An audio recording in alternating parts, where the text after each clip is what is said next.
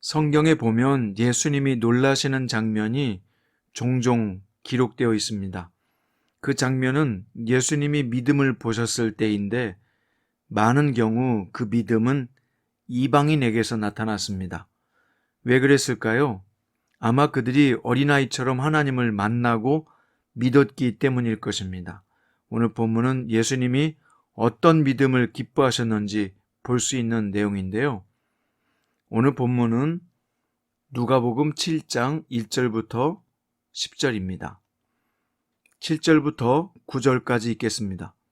그러므로 내가 주께 나아가기도 감당하지 못할 줄 알았나이다. 말씀만 하사 내 하인이 낫게 하소서. 나도 남의 수하에 든 사람이요 내 아래에도 병사가 있으니 이더러 가라 하면 가고 저더러 오라 하면 오고 내 종도로 이것을 하라 하면 하나이다. 예수께서 들으시고 그를 놀랍게 여겨 돌이키사 따르는 무리에게 이르시되 내가 너희에게 이르노니 이스라엘 중에서도 이만한 믿음은 만나보지 못하였노라 하시더라. 아멘. 오늘 말씀의 제목은 기적을 일으키는 믿음입니다. 앞선 본문에서 예수님은 하나님이 원하시는 선한 삶에 대한 설교를 하셨습니다.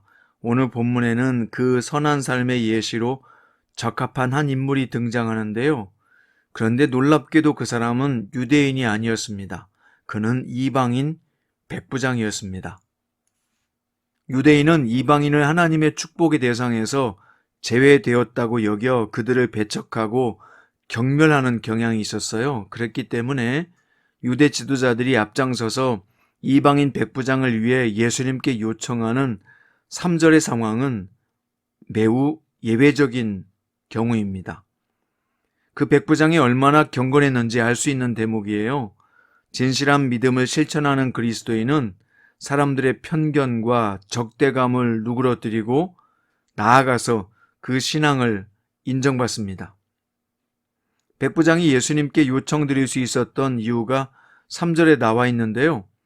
그는 예수님에 관한 소문을 들었고요. 그 전부터 하나님을 경건하게 섬겼던 사람이었기 때문에 예수님에 관한 소문을 듣고 그분이 메시아임을 확신할 수 있었습니다.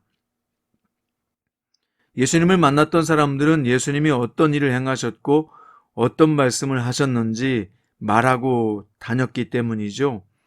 우리가 믿음을 갖게 된 것도 먼저 예수님을 만난 사람들이 복음을 전하고 간증을 들려줬기 때문입니다. 그렇기 때문에 우리도 예수님을 전해야 합니다. 우리가 만난 예수님이 어떤 분인지 세상에 알려야 합니다. 주님이 행하신 놀라운 일들이 우리의 개인의 경험담에 그쳐서는 안 될 것입니다. 예수님을 자랑하고 높일 수 있는 복된 성도가 됩시다. 유대인 장로들이 이방인 백부장에 대한 칭찬을 아끼지 않았는데요. 그가 유대 민족을 사랑한다고 말할 정도였습니다. 헤롯의 군대에 소속된 군인이 왜 식민지 백성을 위해서 회당을 다 건축했을까요? 7절에 보면 하나님을 알았기 때문에 약하고 불쌍한 이들 역시 사랑하고 섬겼던 것입니다. 하나님을 사랑하는 사람은 진실한 마음으로 이웃까지 사랑할 수 있습니다. 이웃을 향한 사랑이 하나님을 믿는 신앙에 뿌리를 두고 있을 때 그 섬김은 영향력이 커지는 거죠. 자, 이어서 예수님은 장로들의 요청에 흔쾌히 백부장의 집으로 발걸음을 옮기셨습니다. 그런데 놀랍게 백부장은 예수님을 집으로 모시지 않았습니다. 그 이유는 예수님을 감당할 수 없었기 때문이라는 거예요. 그는 이방인의 집을 방문하면 예수님의 입장이 곤란해질 것을 걱정했을 것입니다. 나아가서 지존하시고 구세주이신 예수님 앞에 자신이 감히 나설 수 없다고 판단했을 것이기 때문입니다. 그래서 그는 예수님께 말씀만으로 권능을 베풀어 달라고 요청했던 것입니다. 이 믿음에 예수님은 크게 놀라신 것입니다. 예수님은 자신을 따르는 모든 사람에게 선언하셨습니다. 너희에게서는 찾을 수 없는 믿음이다. 진실한 믿음은 이렇게 주님을 감동시키는 거예요. 우리의 믿음이 예수님을 깜짝 놀라게 할 만큼 순수하고 명확하기를 바랍니다. 오늘은 난 당신이 좋아 라고 하는 책에 나와 있는 내용의 일부를 읽어드리겠습니다. 아내가 화상을 입은 뒤 내게 찾아온 고통은 그분에 대한 심각한 반항심을 불러일으켰다. 내 마음은 자주 냉랭해졌다. 특히 믿으면 분명히 낫는다고 말하는 사람들을 만날 때마다 내 안에 분노가 일렁거렸다. 그러면서 의심이 솟구쳐 올랐다. 내가 믿지 않아서 아내가 낫지 않은 걸까? 반드시 낫는다고 믿으면 정말 나을까? 그런데 왜 내 주변에는 치유받은 사람보다 치유받지 못한 사람이 더 많은가? 치유받은 사람은 제대로 믿어서 나았고 그렇지 못한 사람은 제대로 믿지 않아서 그런 것일까? 믿음에는 반드시 치유가 뒤따르는가? 고난당하는 사람은 영적으로 예민해질 수밖에 없다. 매 순간 하나님을 의식하고 의문을 품게 된다. 그냥 믿습니다. 라는 고백만으로 앞으로 나아갈 수가 없다.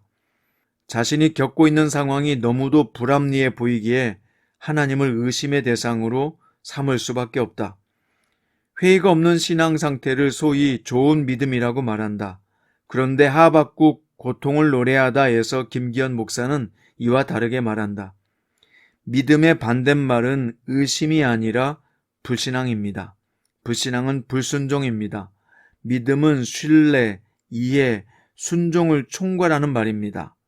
의심은 그중 이해에 해당합니다. 믿음에는 의문이 포함되어 있습니다. 반면 불신앙은 무관심으로서 어떠한 의심도 하지 않거나 무조건 의심하는 절대적 회의주의입니다. 신자에게 의심은 성장을 위한 과정이지만 불신앙은 성장을 저해하는 요소입니다. 여러분 그렇습니다. 우리는 의심할 수는 있지만 불신앙을 가져서는 안 되는 것입니다. 자, 오늘 본문에 보면 어떻게 됐습니까? 예수님께 나왔던 사람들이 집으로 돌아가 보니 종이 이미 나아 있었습니다. 그런데 기적은 종의 병이 나았다는 사실이 아닙니다. 하나님의 구원 역사가 본격적으로 이방인을 포함시키기 시작했다는 것이 중요한 것입니다. 이 기적의 역사는 우리에게까지 흘러왔습니다. 한 백부장의 순수하고 온전했던 믿음이 이 위대한 역사의 장을 만들었던 것입니다. 여러분, 믿음은 무엇입니까? 사람들과 주님을 감동시켜 결국에는 수많은 영혼을 구원에 이르게 하는 무한대의 가능성입니다. 기적을 일으키는 믿음은 무엇입니까? 말씀만 하사입니다. 주님이 말씀하시면 될 것이라는 믿음입니다.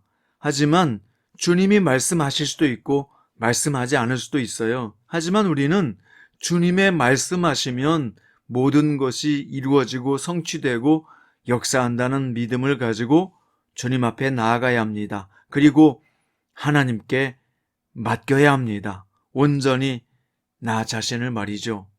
사랑하는 성도 여러분, 오늘 또 기적을 일으키는 믿음으로 주님을 신뢰하며 나아가시기 바랍니다. 때로는 의심이 들지만 의심도 성장의 과정이니까 너무 걱정하지 마세요. 그러나 중요한 것은 주님을 믿고 의지하며 신뢰하며 계속 나아가는 것입니다. 그럴 때 주님은 기적을 일으키는 믿음으로 역사해 주실 것입니다. 오늘도 하나님의 기쁨이 되는 여러분과 저 될 수 있기를 주의 이름으로 축원드립니다. 기도드립니다. 주님 감사합니다. 오늘 백부장은 정말 큰 믿음이 있었습니다. 인격도 있었습니다. 주님, 그 백부장의 믿음과 인격을 저에게 주옵소서. 말씀만 하사라고 하는 믿음을 주시고 그 믿음을 확신하며 주님께 나아가게 하시고 맡기게 해 주옵소서. 주님, 인간이라서 의심도 있습니다. 하지만 우리가 믿음으로 나아가다 보면 주님은 더 확실한 길로 우리를 인도하여 주실 줄로 믿습니다. 예수님 이름으로 기도드립니다.